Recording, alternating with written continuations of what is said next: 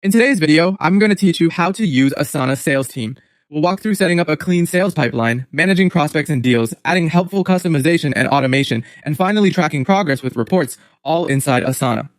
First, let's create the pipeline. Click the plus create button and choose either a blank project or a sales template if you want a head start. Give your project a clear name, like sales pipeline, so your team can find it quickly. Switch the project to board view. The board shows your process as columns, which makes it easy to visualize work moving forward.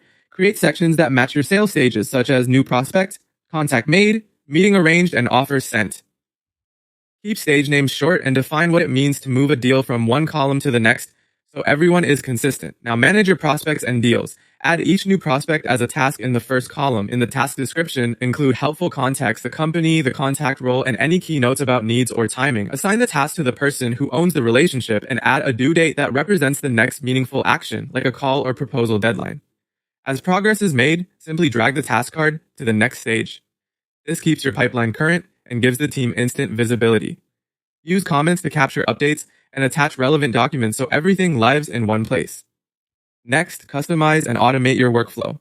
Open any task and click Customize to add custom fields for the data points you need to track, like deal value or contact details. Choose the right field type so it's easy to sort and report on later. In that same Customize menu, set up rules to remove manual work. For example, when a task moves to offer sent, automatically create a follow-up subtask, assign it to the owner, and set a deadline.